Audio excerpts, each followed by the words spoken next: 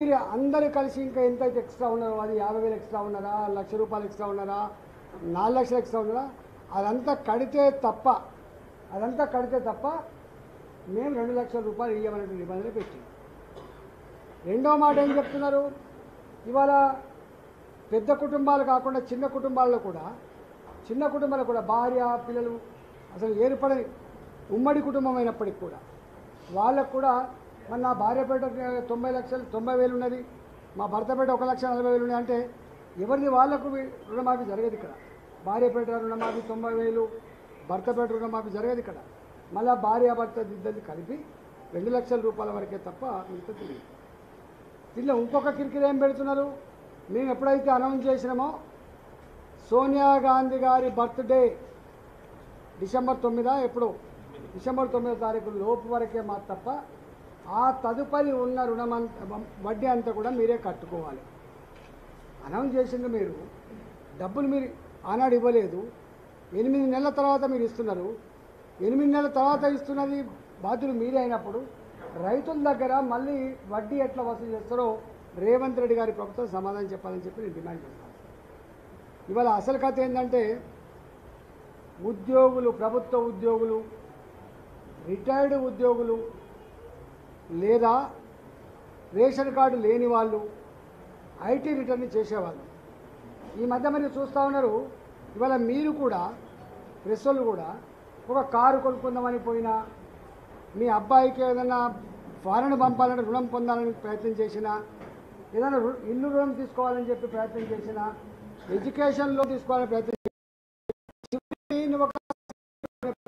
ఉద్యోగులు, పెద్ద IT return చేసేవాళ్ళు, చిన్న వాళ్ళు కూడా ఎవరైతే ఐటీ రిటర్న్ చేస్తారో పాన్ కార్డు కోసం వాళ్ళకు కూడా ఎలిజిబిలిటీ లేదు. అంటే అర్థం ఏంటంటే వాళ్ళు చెప్పిన ఎస్ఎల్బీసీ చెప్పిన 72 లక్షలు పోయింది, రేవంత్ రెడ్డి గారు ఎన్నికల ముందు చెప్పిన 64 లక్షలు పోయింది, చివరికి రుణమాఫీ చేసే ముందు 49 లక్షల మంది అని చెప్పి అది పోయింది. ఇవాళ ఇవన్నీ తీసేయంగా మిగిలింది మాత్రం కేవలం 22 లక్షలకి ఇస్తారా, 23 లక్షలకి ఇస్తారా, మొత్తం చూడాలి. ఇది రేవంత్ రెడ్డి గారి రుణమాఫీ పరిస్థితి. రైతులంతా కూడా ఆందోళన ఉన్నారు. ఎక్కడికి పోయినా కూడా బాధ ఏంటంటే కాగితాలు పట్టుకొని తిరగడాని దగ్గర తిరుగుతున్నారు, బ్యాంకుల దగ్గర పోయి కాళ్ళు మొక్కుతున్నారు, రాజకీయ నాయకుల దగ్గరకు వస్తున్నారు. ఏమవుతుందో ఇవాళ తెలంగాణ పల్లెల్లో రైతాంగానికి కంటి మీద కునుకు లేకుండా ఇవాళ ఎవరికైతే రుణమాఫీ కాలేదో ఆందోళనతో తిరుగుతూ ఉన్నారు. వాళ్ళు బాధపడుతున్నారు, కళ్ళ ముందు వాళ్ళకి వచ్చే నాకు రాకపోయింది. దీనికి మళ్ళీ అసలు కథ ఏంటంటే కేసీఆర్ ఆనాడు రైతు బంధు పేరిట ₹5,000 క్రాప్ ఇచ్చేది. అంటే 2 క్రాపులు కూడా ₹10,000, 1,50,000 ఎకరాలు, దాదాపు 1,40,40,00,000 ఎకరాల నుంచి మొదలుపెట్టి 1,50,00,000 వరకు ఫస్ట్ పంటకి ఇచ్చేది. రెండవ పంట కోసం కూడా ఆల్మోస్ట్ 1,20,00,000, 1,30,00,000 వరకు ఆల్మోస్ట్ ఇచ్చేది. రెండు కలిస్తే 2,80,00,000 మంది ఫార్మర్లకు 2,80,00,000 ఎకరాలకి వాళ్ళు రైతు బంధు ఇచ్చారు. అంటే దాదాపు నాకు తెలిసి 13,000 కోట్లు, 13,500 కోట్లు వాళ్ళకు రైతు బంధు వచ్చింది. వీళ్ళు ఏం చెప్పిండ్రు, రేవంత్ రెడ్డి గారు కేసీఆర్ ఇచ్చే ముష్టి ₹5,000 అయింది, ₹7,500 ఒక్కొక్క క్రాపు చొప్పున 2 క్రాపులకు కలిపి ₹15,000 కోట్ల నేను ఇస్తాను. అంతేకాకుండా ఇంకొక అడుగు ముందుకేసి ఇవాళ లీజ్ ఫార్మర్స్ ఎవరైతే ఉన్నారో, కౌలు రైతులు ఎవరైతే ఉన్నారో కౌలు రైతాంగానికి కూడా ఎకరానికి ₹12,000 ఇచ్చే ప్రయత్నం చేస్తాం. దీనికి తోడుగా ప్యాడీ ఒక్కొక్క క్వింటాలకు ₹500 మేము వాళ్ళకు బోనస్ ఇస్తామని కూడా చెప్పింది. ఇదంతా నేను చెప్పింది కాదు, వాళ్ళ 6 గ్యారంటీలు, 66 హామీలు, 420 రకాల పనులు, ఇవన్నీ సోనియా గాంధీ గారి సమక్షంలో, రాహుల్ గాంధీ గారి సమక్షంలో, ప్రియాంక గాంధీ గారి సమక్షంలో యువ పాలసీ కావచ్చు, మహిళా పాలసీ కావచ్చు, రైతు పాలసీ కావచ్చు, విద్యార్థి పాలసీ కావచ్చు, ఇవన్నీ కూడా రిలీజ్ చేసి నేను ఒక్కడే స్టేట్గా అడుగుతా ఉన్నా. ఇవాళ పంట జూన్లో వేస్తాం, ఇవాళ వచ్చింది ఆగస్టు మంత్కి వచ్చింది, ఇంతవరకు రైతు బంధు ఇవ్వలేకపోయినావు. నేను అడుగుతా ఉన్నా, రైతు బంధు కూడా వాళ్ళ లెక్క ప్రకారంగా ₹7,500 కనుక ఇస్తే ఇవాటికి ₹10,500 కోట్ల రైతు బంధు పేట రైతాంగానికి రావాలి. కానీ వీళ్ళు ఇచ్చింది మాత్రం రైతు బంధు ఇవ్వలేదు, కానీ 1,49,000 రూపాయల లోపు రుణమాఫీ 12,000 కోట్ల 12,095 కోట్ల రూపాయలు ఇచ్చిన మనం రైతు బంధుకును దీన్ని సరిపోయింది. అంటే ఈయన ఇచ్చింది ఎక్స్ట్రా 1 రూపాయి కూడా లేదు. దీని మీద చర్చకు వస్తారా కాంగ్రెస్ పార్టీ నాయకులు అని చెప్పి అడుగుతున్నారు. దీన్ని చర్చకు వస్తారని చెప్పారు. ఇవాళ ఈ ఇచ్చిన హామీలు అమలు చేసే దమ్ము లేక డైవర్టింగ్ పాలిటిక్స్ చేస్తున్నారు. ఆనాడు అదే డైవర్టింగ్ పాలిటిక్స్ చేసింది, మళ్ళీ ఈయన కూడా అదే డైవర్టింగ్ పాలసీ చేస్తున్నారు. ఇవాళ ప్రజలు ఎప్పుడు కూడా మర్చిపోరు.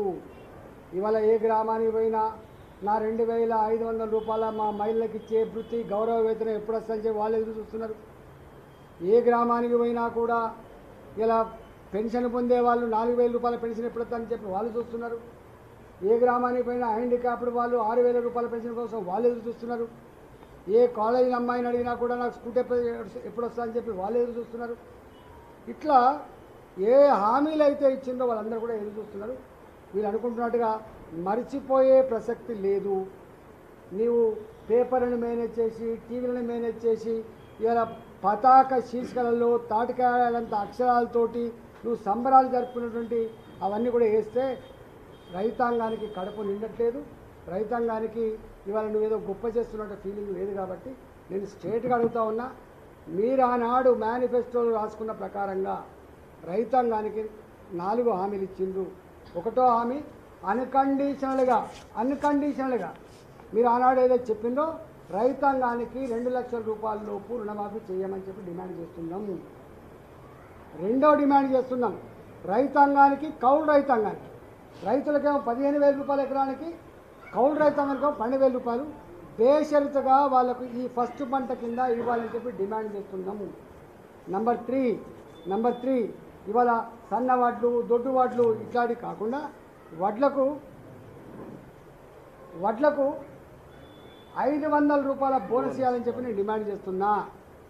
రైతుల దగ్గర పనిచేసే కూలీలకు నెలకు 1,000 రూపాయలు చొప్పున 12,000 రూపాయలు సంవత్సరానికి గుర్తిస్తా అని చెప్పినావు, వాళ్ళకి ఇవ్వమని చెప్పి డిమాండ్. ఈ 4 డిమాండ్లు ఇలా నేను మళ్ళీ చెప్తున్నా. మీకు ఆనాడు కేసీఆర్ మీద కసితో, కేసీఆర్ మీద కోపంతో మిమ్మల్ని చూసో మీ గొప్పతనం చూసో ఓట్లేలే, వాడిని ఓడగొట్టాలి కాబట్టి ఓట్లేసింది తప్ప అది మర్చిపోకు. మీరు ఇలా మోసం కనుక చేస్తే నువ్వు ఎంతో దూరం పోవు. ఇవాళ నీకు అధికారం కట్టబెట్టింది 5 ఏళ్ల కోసం. ఇప్పటికే 8 నెలలు గడిచిపోయింది. ఇంకొక 4 సంవత్సరాలు అన్నది. మీరు కనుక ఇట్లనే తాత్సారం చేసి, ఇదే మభ్యపెట్టే ప్రయత్నం చేసి, గోల్మాల్ చేసే ప్రయత్నం చేసి రైతుల కళ్ళలో కనుక మట్టి కొడితే తప్పకుండా రైతుల ఆగ్రహానికి గురికాక తప్పదని చెప్పి హెచ్చరిస్తూ ఉన్నాం. నంబర్ 1 ఇవాళ భారతీయ జనతా పార్టీ విలంబంగా ఇంకా చాలా ఉంటాయి. ఇవాళ భారతీయ జనతా పార్టీ ఇప్పటికే ప్రోగ్రాం ఇచ్చింది రైతాంగం దగ్గర.